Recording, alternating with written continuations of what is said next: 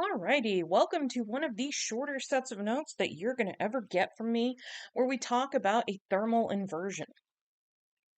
So, before we can get into thermal inversions, what we really need to talk about for a moment is a reminder about what happens to temperature as you go higher above the Earth's surface.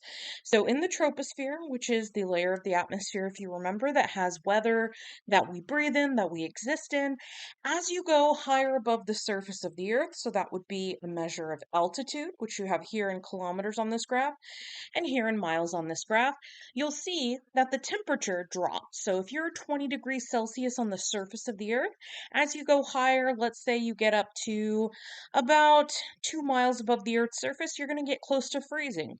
As you go even higher above the Earth's surface, let's say 4 miles above the Earth's surface, you're going to end up at like negative 20 degrees Celsius.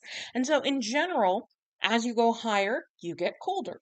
Now, what this means as far as pollution goes is remember, warm air rises. So we have here our warm air layer, a cooler air layer, and finally a cold air layer, because this is all in the troposphere. Now, as the warm air or as air gets warmed by the surface of the earth, it's going to decrease in density and it's going to rise until it reaches a colder layer where it cools down enough that its density increases and then it's going to sink. This creates, if you remember, a convection current.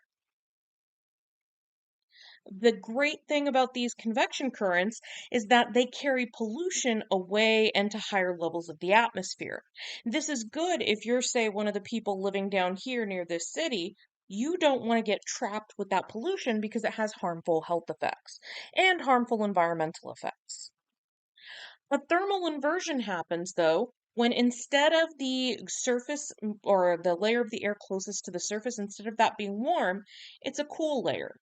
And then instead of the temperature decreasing as you rise above the Earth's surface, it actually gets warmer. And so you have a warm layer of air sandwiched between two cooler layers of air. The problem is this cool air, okay, it's going to get a little warmer when it hits the surface and it's going to rise like what you see here. But when it hits this barrier of warm air, remember, this is less dense. So it's going to continue to float on top of the cool air. And so you'll just have a convection current, a small one, coming down from here.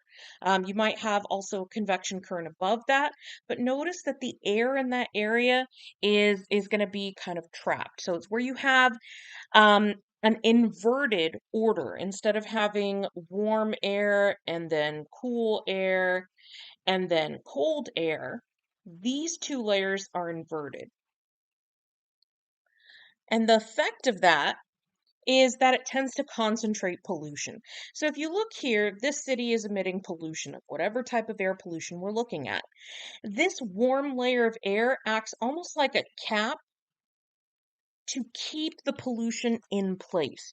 Because you can't have wider circulation between your various air layers, you're going to end up keeping that pollution close to the ground. And when that pollution is kept close to ground level, any people, any plants in this area, I know I ended up drawing someone who looks like, Paul Bunyan or something who's super huge, but it's just supposed to um, be a representation of a person or a living thing.